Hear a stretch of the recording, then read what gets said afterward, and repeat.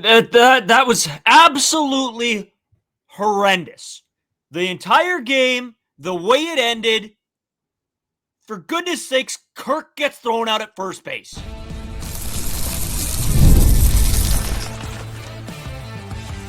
You are Locked On Blue Jays, your daily Toronto Blue Jays podcast. Part of the Locked On Podcast Network, your team every day. Welcome back to Locked On Blue Jays. Thank you for making Locked On Blue Jays your first listen every day. We are free and available wherever you get your podcasts and on YouTube. Part of the Locked On Podcast Network, your team every day. As always, I'm Brayden Iwasko. He's Carter First. You can find us on Twitter, Brayden5 Iwasko, Carter First, too, as well on our main Twitter account at Locked On Jays. You can also follow us on Instagram and TikTok at Locked On Blue Jays. And if you haven't hit the subscribe button already here on YouTube, make sure you do that. You get your podcasts, your shorts, your live streams, the videos, the whole ordeal. I don't know. That was just a horrendous showing again. From a team that we've talked so much about their ability to bounce back and their ability to get the bats going in a situation where, hey, things haven't been going too well. That was absolutely awful. We'll talk about the game. We'll talk about the automated balls and strike system coming into play in 2026 because I might need a breather from what is happening right now. And then obviously we'll talk about the must-win third game here of this series. Carter, I want to go to something to start this off before I throw it to you. And this was a quote from John Schneider in the postgame. First and foremost, we're not losing because of umpires. Let's just get that out there. We're losing because we're not scoring enough runs. I don't want to feed into the narrative that the umps are screwing us because they're not. Yeah, this team has to hit baseballs. Yeah, the umps aren't helping. But at the end of the day, you can't have a 4-hit ball game and expect to win anything. I'm getting frustrated. I'm starting to panic. And every text I receive is, what are the Blue Jays going to do? Is this an absolute fall off the cliff moment? It's getting to that point. The Yankees have now tied the AL East. You have to go at least even with them in the last 4 games of the year. And I think they're harder games. I've lost the confidence, Carter. Yeah, you said you're starting to panic. Like I've been panicking. Like we've hit the panic button and we've hit it a little while ago already.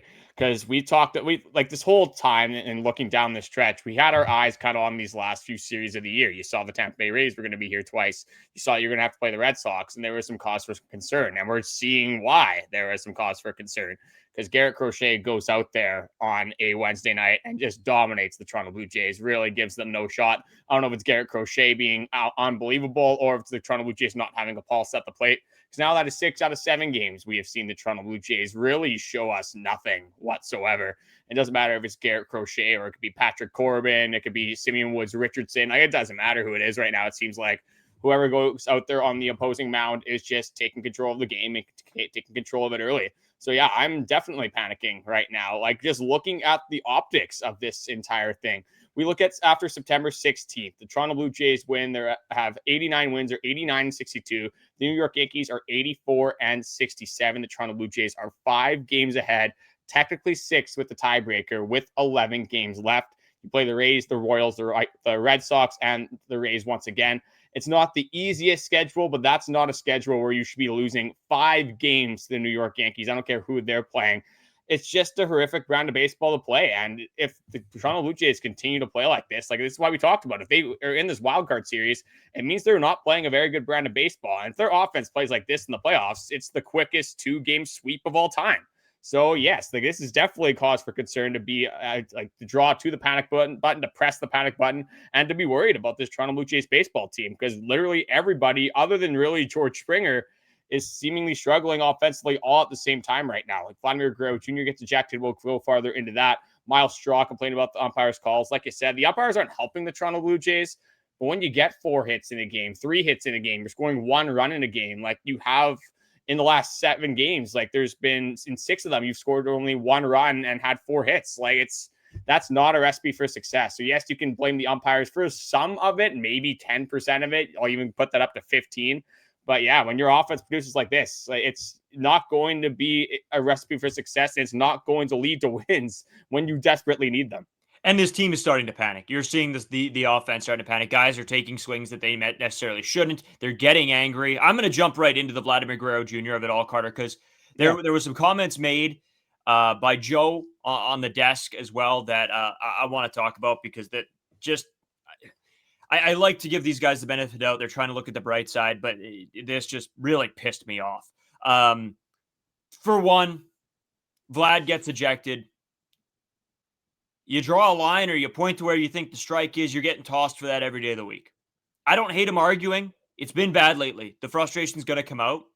That game wasn't going your way anyway. But anybody that's saying like, oh, this is ridiculous that he got tossed. No, he drew a line. He was showing where the pitch was. You're going to get tossed every day of the week for that. That is baseball 101. You do that, you know you're getting tossed. Popkins, love to see that. That guy's fired up. You could tell he's into it, and he was trying to have the teammates or the team's back. Joe says in the break that it comes out of that, oh, that's really too bad that Vladdy got tossed because he just had his two best swings in a while. What are we watching? Vlad's not hitting well at the plate. He's not swinging well. If it's timing, if it's anything, he's not playing well right now. And I'm not going to sit here and defend him and say, well, the swings look good, so he's getting there. No, it's a results-based business, and he's not getting results right now. Nobody is on this team. George Springer besides. Nobody's getting results. So I'm not going to sit here and tell you guys that I think it's going to be fine and Vlad's going to find his stroke in the last 4 games of the year. Panic button's been hit. And I'm really worried. I just think those comments, I get what he's trying to do. I get he's trying to install a little bit of hope. But I mean, look at this. Look at the swings. They're not good. If you're not driving the baseball, I don't care. If you're beating the ball into the ground, those aren't good swings. I don't care how hard you're hitting it. If you're hitting it directly down in front of you. I'm getting frustrated because I've watched the last 2 games and I've been sitting here being mad. First of all, at the umpiring, of course, but then I take a step back and I'm like, well, this team's not doing a thing. The pitching's terrible. The offense is terrible. If they go into the playoffs like this, it's going to be a quick playoff. That's the thing that we're looking at right now is like right now, the Toronto Blue Jays technically still control their own destiny. If they win their next 4 games, there's nothing the Yankees can do to take over the American League East. But that is like, at this point, we're talking about that. Like, is that realistic? Is like, can the Jays win even their next 2 out of 4 games with the brand of baseball they're playing? Like, yes, we could talk about all the numbers in the world and I'll run all the scenarios possible. But if this is the product that's going to be on the field, like I'm going to have a hard time imagining the Toronto Blue Jays are going to win 1 more game the rest of the season. So like, if you don't change something and change something quickly, like you could find yourself in a very bad spot. And yes, the worst you can do is have a home playoff game in the wild card round. But if you play in your last 11 baseball games and you're getting 4 hits a game, 3 hits a game, you're scoring 1 run, 2 runs, 1 run, no runs. Like, it doesn't matter. Like, we haven't talked about Max Scherzer yet, giving up 3 runs in the first innings, because yes, that sucks. But when you have a home run IKF in the 9th inning, when the game's over already, like that, it's just not enough. And I want to push back a little bit on what you said. You said it's a results-based business, and in the grand scheme of things, it is. But hitters can go through bad times. But like what Joe Siddall was getting on the broadcast, it was a narrative that you kind of hear earlier on in the season. It's he's getting his timing down. He's working through it. Yes, you have some swings. He's starting to figure it out, and he's going to get there. We don't have time to get there.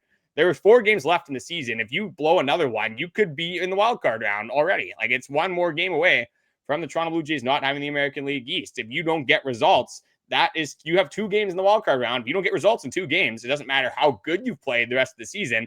See you later. Like, go on vacation to Hawaii. Go to, it doesn't matter where you're ending. I'm going to go into Greece. Like, that's besides the point. But if you don't produce right now, it doesn't matter if things are looking okay and they could be better in the future. And in the Vladdy point, he had a couple good swings, but if you're not connecting with the ball and you're not putting the ball in play and you're not getting the results, I close to only counts in horseshoes at this point. I don't care if we're getting there. I want to see the results. And that's unfortunately not what we're getting right now from anyone offensively other than George Springer. You know what, Carter? There's been a lot of people that have been talking about Vlad, and I'm not just putting this on Vlad. This is a bigger problem right now with this team.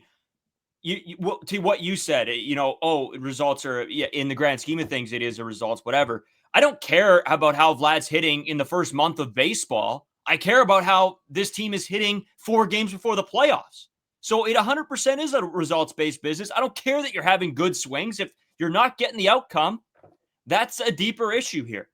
And it's not just Vlad. It's Kirk. It's Varsho. It's Santander. Looked, I don't know. He was swinging a garden hose out there. MLB The Show quote. There you go. I don't know, Carter. I'm blown away. I'm upset. I'm disappointed. For the offense, and I'm not going to sit here and say that, I have a solution or anything.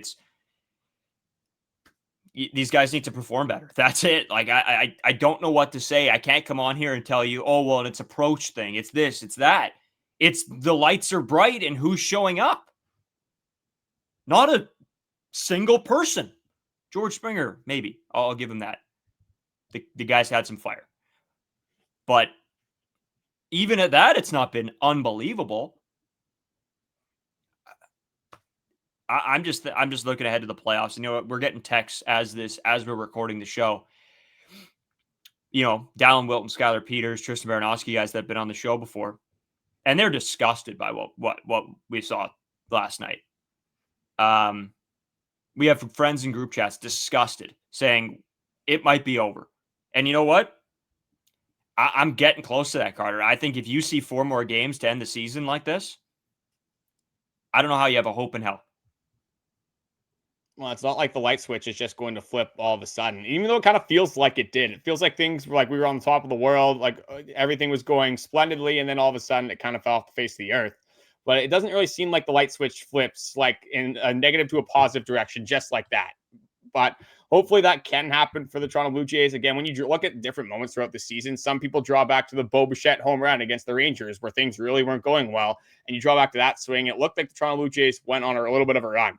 I wanted to go back to the Anthony Santander thing. Like the first 2 at-bats did not look good. The third one, he ropes one. But what do you expect, though? Like, he comes back after not playing baseball. He's playing a AAA, going against AAA caliber pitchers. He gets thrown in against Garrett Crochet. Like, it's just not the greatest recipe at this point. And but then why is he here? Well, yeah, I get that. And at this point, like, you're going to have to pitch or be thrown in situations like against Garrett Crochet, but it's his first game back. Like, yeah, you were expecting him to go 3 for 4? No, I was expecting him to get one a of the hit, best maybe. pitchers in the American League. Carter, it's 4 games left. Don't play him if he's going to be like this then. Well, like, you have to get his feet wet. But I'm just saying, like, you're going against one of the best pitchers in all of baseball. Do you expect Anthony Santander to hit the ground with his feet running when he's been out for 3 months? I probably expect some competitive swings. The guy's swinging a ball in the dirt 4 times out of the again, that's Santander. He's going to swing at balls in the dirt. He's a bad ball hitter. When he's not hitting the ball, it's not going to look well. I'm giving Santander a little bit more grace, obviously, in this situation. Sure. That's for like the Toronto Blue Jays in general, for the Garrett Crochet argument, which you're going to see a little bit, and maybe people think I'm on that side of the face as well. But look around the American League. Look at a wild card series. If this is the destined fate that the Toronto Blue Jays are going to have, like, you're going to play the Red Sox, where you'd face Garrett Crochet game 1. You face the Astros, where you got Framber Valdez, Hunter Brown. That's not a very fun 1-2 punch that you have to deal with in a wild card. Or you got the Detroit Tigers, maybe the Guardians. The Guardians pitching staff isn't the greatest on paper, but that team seems like it's unstoppable right now. So you do want that team in the first round, and they might not even flirt with the wild card round anymore because they are right now firmly ahead in the Central. But then if you get the Tigers, you got Skubal. If you get the Yankees, you got Fried and Rodon. Like, if you're in the playoffs, you're going to be facing these caliber of pitchers, and you're going to have to be able to get to these caliber of pitchers. And when the Blue Jays faced Tyree Skubal earlier in this season, he went 6 innings to not allow a run. That game felt a lot different. They had very good at-bats against Skubal. They were fouling off pitches. They were making him throw a lot. Like, they were having at-bats with 8, 9, 10 pitches in the at-bat. They were taking him to 3 balls, 2 balls. They were batting very well with 2 strikes. They weren't chasing that much. Whereas in Garrett Crochet, like, he was just all over him. Like, there didn't look like anyone had a pulse whatsoever. And again, he is one of the best pitchers in baseball, but you're going to be facing the best pitchers in baseball in the playoffs. So that's not an excuse anymore. Not everyone hasn't played baseball for 3 months. Like Vladdy's been here the entire time. Ernie, Clement, Davis, Schneider, like all of these guys, Alejandro, Kirk, you go down the line, like these guys don't really have an excuse. So yes, I don't expect a lot from Anthony Santander, but I expect so much more from literally everybody else throughout this order. Yeah, name a guy right now. Honestly, pick a name out of a hat. These guys just aren't competing. Carter, we'll come back. We're going to talk starting pitching. Obviously, we hadn't even touched on that, and that was an absolute, well, I was going to say something, but disaster again. So we'll talk about that. I do want to talk about the automated balls and strike system coming into the league in 2026. Take a little step back from the absolute disaster that was this game. We'll take a break. We'll come right back with all that. Today's episode brought to you by FanDuel. You guys know I love FanDuel all the time. NFL is off to a hot start. I've been winning bets. I've been losing bets too. I'm not going to lie. Don't take my advice in betting. But the NFL season's here. FanDuel's making sure you're ready for kickoff with a can't-miss offer. New customers can bet just $5. If your bet wins, you'll get $300 in bonus bets to use across the app. That's the beauty of it, right? Is the bonus bets. You can it's pretty much free money into your account. And I make 3 NFL picks every single week. So I'm hard on Bengals money line this week. Take that. I think it's at a good spot. Hammer that. In the Raiders game, I think I have a couple of bets on that one too.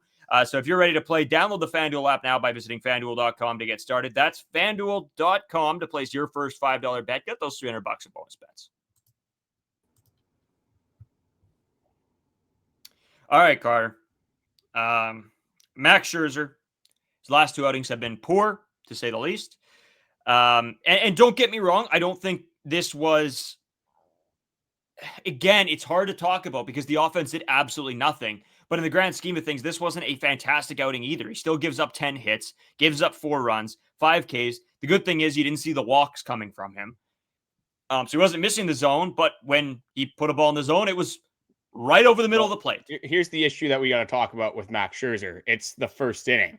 That is the biggest problem at least for Max Scherzer, maybe for the starting staff right now, is that Max Scherzer is horrific in the first inning. Like you can't even put him out there for the first inning. Like he just ruins the game before it even starts. And you give up 3-4 runs in the first inning in a playoff game, like sayonara. Like again, when we just talked about how good these starters are, it's going to be tough to score runs against them. So if you allow 4 in the first inning, you're pretty much signing your death wish at this point.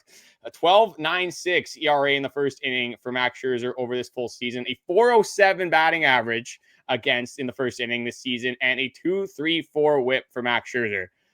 How do you you can't confidently throw this guy in a playoff series in the first inning, because if this happens and he gets blown up, I'm not sure if it's a mental thing at this point in your career. You can't make excuses for that. You got to be ready in the first inning. I get it is like the other team's best chance technically to take advantage of a pitcher, but every other team goes through that.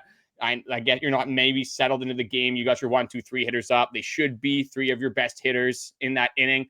So some of the semantics go against Max Scherzer, but they go against every single pitcher in that outing. So I'm not at this point in the season, at this point in Max Scherzer's career, willing to make excuses for this guy. It just hasn't been good in the first inning all year. And the Toronto Blue Jays aren't in a position, especially with their bullpen, especially with a guy like Jose Berrios coming out, who might be a long man if you're yanking Max Scherzer out of there quickly. Are you more confident with Jose Berrios in there? So if we're looking at starting pitching right now, who do you trust in the rotation? I trust Kevin Gausman still. I trust Shane Bieber. With Chris Bassitt out, if you're in a wild card series and maybe you split the first 2 games, who in the world are you going to in a game 3 that you trust pitching for the Toronto Blue Jays? It's just it feels like when everything, one thing goes bad, the world is maybe crashing down. Maybe this is a problem that we already had and it just feels worse with the things that have been going on. But yeah, it's a real problem that Max Scherzer had, because after the first inning, honestly looked pretty good. A lot of the stuff looked better. The fastball command looked like it was a little bit better. The slider at times looked good. Again, hung that pitch a little bit. It's not the greatest outing in totality from Max Scherzer, but he was able to recover after that first inning.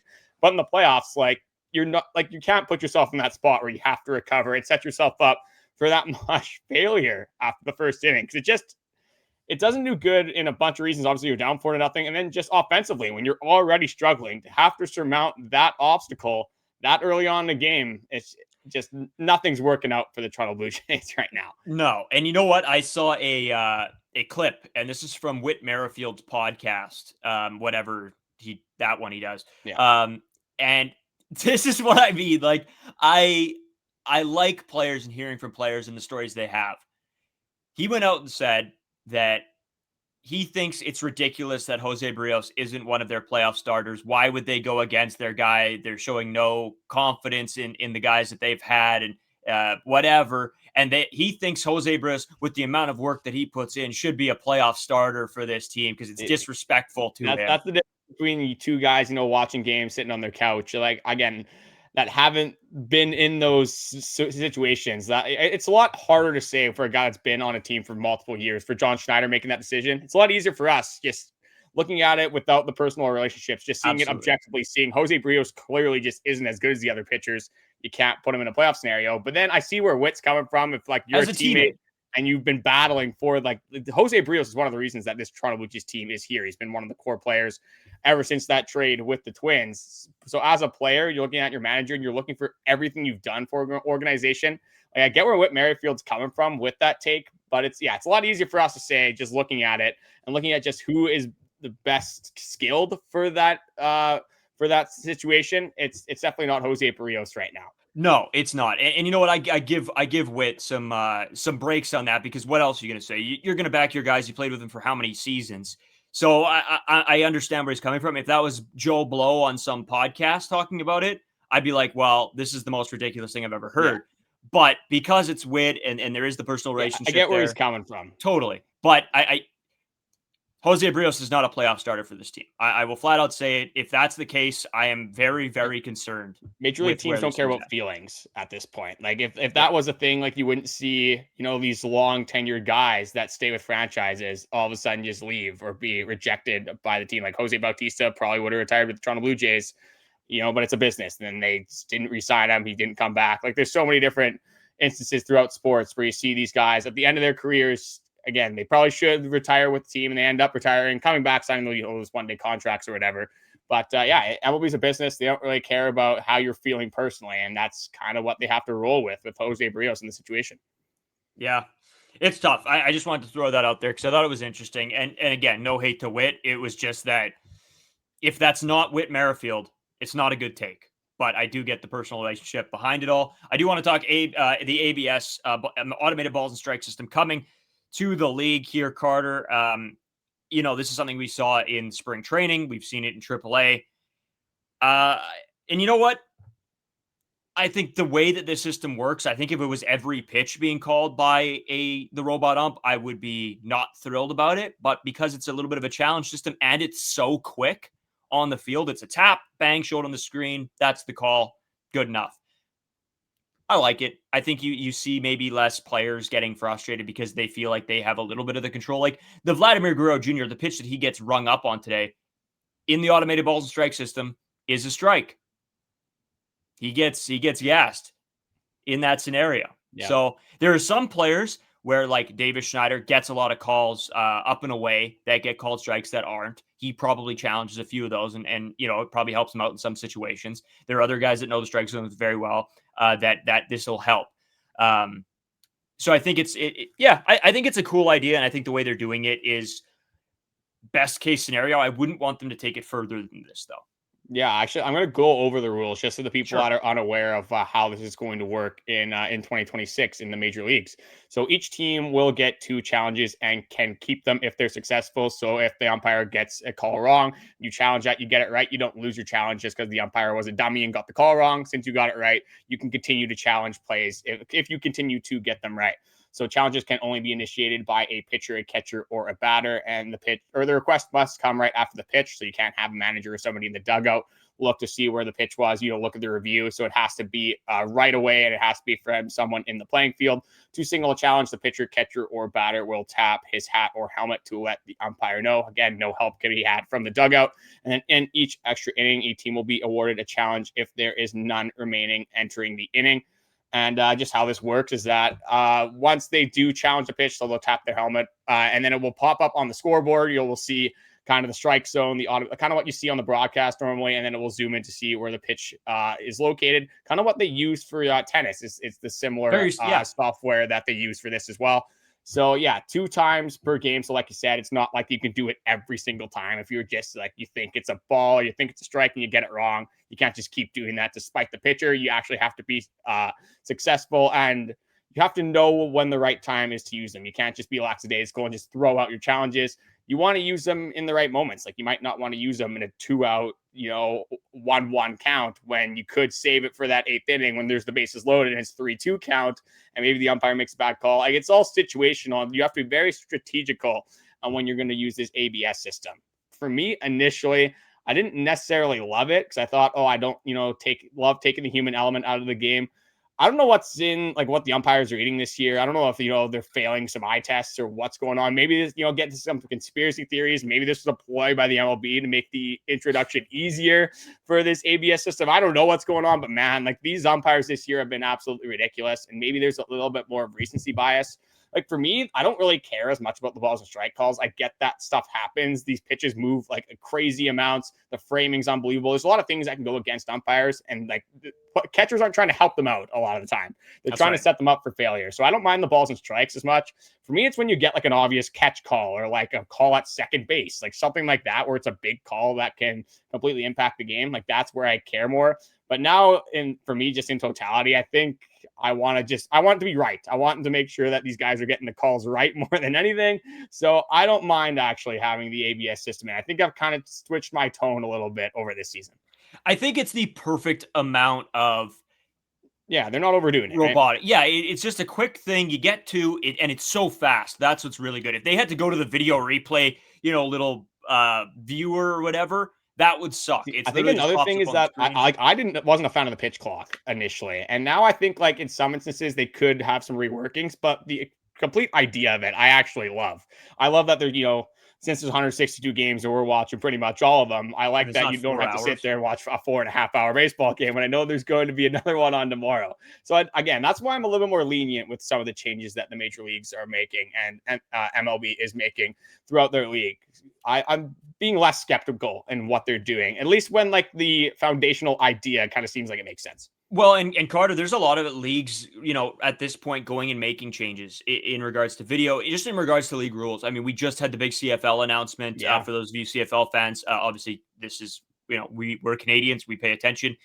Those are massive league changes. This is a massive league change here. This is going to change the way that, does this guy have an immaculate eye at the plate and knows what's a strike and what's a ball? That's going to change which players are successful in some scenarios. So which pitchers are great at painting the black, right? And getting those calls. Those are things that are going to be massive. So I like change until it gets taken too far. And I said the same thing about the CFL rule changes, that I think it wasn't over the top. Hey, we're going to NFL rules. And I like that. I like the difference between the CFL and the NFL, but I think the changes they did make were good, and I think will help the game. This system as well, I think it really, at the end of the day, whatever helps make more correct calls with still having the player element to it, I like that too. One thing I think that's going to be very interesting is, especially early on, is like, especially for emotional players as well, it's like not allowing your players to use your challenges right away. Like, imagine Max Scherzer's on the mound and he sees like a slider in the outside part that he's like 100% sure that catches the black, and it's the first inning and he wants to use 2 of his challenges right away. He taps his hat both times, and maybe he gets both of them right anyway, or maybe he gets one of the 2 right, but somehow maybe throughout the game he uses all the challenges up. And just the conversations that's going to happen, like in the dugout, or like Vladdy trying to use these challenges early on. So I think the balance between like the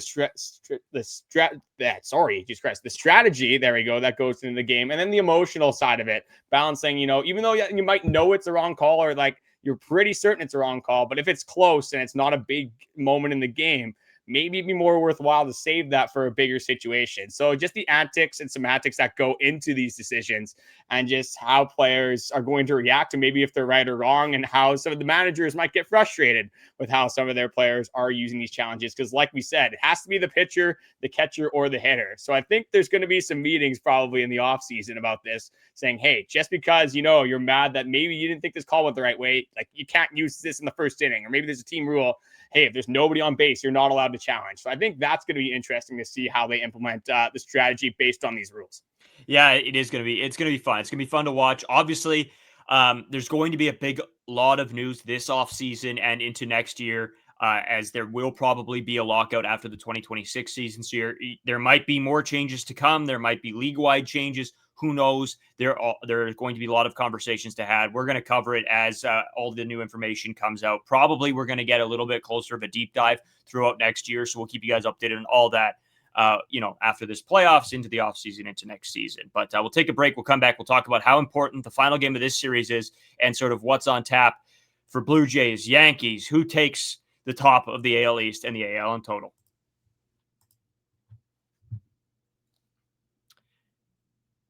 Today's episode brought to you by Rougiette Go Long.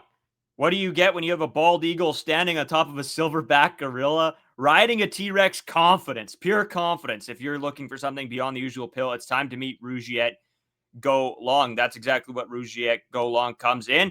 This isn't just another ED pill. It's a total game changer for your confidence. Go Long combines 2 doctor-trusted medications in one dual-action formula so you can get hard and go the distance. Ready to level up your confidence in the bedroom? Head to rugiet.com and use promo code LOCKEDONMLB for 15% off your first order. That's rugiet.com. Promo code LOCKEDONMLB. Make sure to use the code so they know we sent you. So, Carter, continuing on. There we go. Continuing on. How important is... I'm not even going to ask you that stupid question. This is what the most important game of the series. Not of the series, of the season. Every game that's played now is going to be the newest, most important game of the season. Like, there's 4 games left. Now, again, you are tied with the New York Yankees. You've blown the lead you had on the Yankees. Now there is no lead. Now it's like you're still ahead technically with the tiebreaker, but you have the exact same record. So there is no room for error anymore. Every game really matters. So before we get into the kind of the matchup and everything, in your opinion, right now, as things stand, again, this is probably the lowest down we've been in the bottom of the barrel in a very long time. Have the Toronto Blue Jays blown their chance at the American League East? Like, if you were a betting man right now, you're placing the mortgage bet on your FanDuel account. Do the Toronto Blue Jays win the American League East? 4 games left with the recent history, with the recent success the Toronto Blue Jays have had. Are you placing that bet? Mortgage bet, yes. The Toronto Blue Jays still win the American League East. I've tried to be very confident and in saying yes in these scenarios because I did believe that this team had what it took to show up down the stretch with what we've seen this year.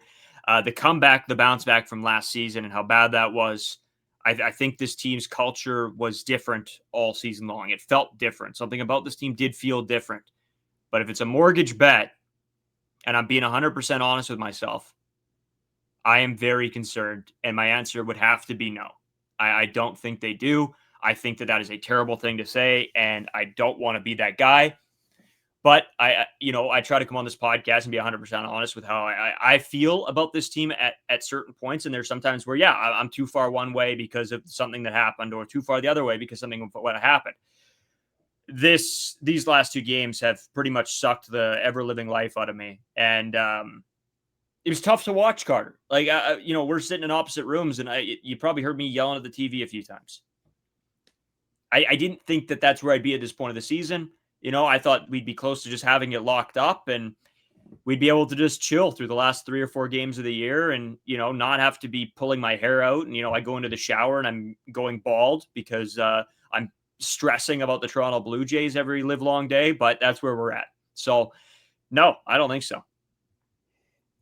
For me, I think it comes down, I think it comes down to this Red Sox game. I think if you can beat the Red Sox and you beat Brian Bayo, I think this team can still do it. I don't think it's going to be Vladdy that's going to put this team over the edge. I don't think it's going to be like a Varsho. It's not going to be an Alejandro Kirk.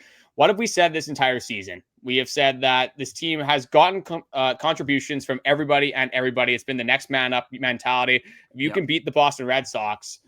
And for me, my Blue Jays experience over the last few seasons is to be disappointed. And I've been disappointed so often. It's occurred so many different times. This season, I was ready to get disappointed. I was ready to be out on the Toronto Blue Jays, and every single chance they got, they pulled me back in. They proved me wrong in every single moment. Why can't they do it one more time? Why can't they do it again? I don't know who it's going to be. It might be Ernie Clement. It might be like a Davis Schneider. Maybe it's Aston Barger that comes up big once again. It's not going to be Vladdy as much as I want it to be. I think at this point, I've come to terms with Vladdy maybe not producing that big hit because he hasn't really done it all year. It's going to be one of the little guys. If you can beat the Boston Red Sox, I think this team still has a chance. I think the Yankees lose at least one more game. I think probably only one, to be completely honest. I think they go 3-1 for the rest of the season. So if the Toronto Blue Jays can beat the Boston Red Sox in that first game, they're probably going to have, again, it's pitching probables. This isn't confirmed, but it should be Ian Seymour, Adrian Hauser, which that will be a very tough game. Then it's going to come down to Joe Boyle, who absolutely dominated the Toronto Blue Jays. I think there's still some magic. I think this team still has a little bit left. If I was a mortgage bet guy, I think it's completely up in the air, and I would be very worried still making this bet, but I am siding with the Toronto Blue Jays. Prove the people wrong one more time. I'm here for it. I want to see it. Obviously, I think me and you have flipped. I think I was way more hyped about this team 4 days ago than you were, and their chances. Just the lack of offense. And we might be an inning into the game tomorrow, like as this podcast comes out, and like if they give up 3 runs to Ryan Mayo, like the season's over. Like that's kind of where I'm at. So this could be a very quick. You might be back on the podcast tomorrow, throwing your monitor at the wall.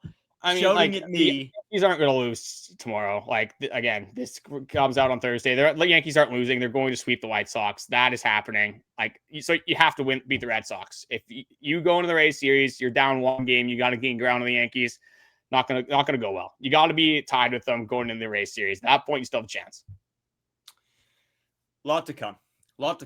I can't wait. I'm excited. I'm nervous. I feel like I might have to lose my mind. I might have to have a few cold ones to drown the sorrows of what this team is, but I hope not. I hope it's in celebration instead. A lot more episodes to come. We'll be back with you guys tomorrow. Obviously, we got into a lot today. We want your guys' opinions on everything we talk about. I'm sure we'll get them in the comments as we do. There's some comments that we got from you guys that we really wanted to cover on the show, but there's been so much to talk about. So we'll get to those probably. Ideally, the Blue Jays don't play in the wild card, then we got some days to talk about it, but we'll have to wait and see. As always, thanks a bunch. We'll talk to you guys tomorrow.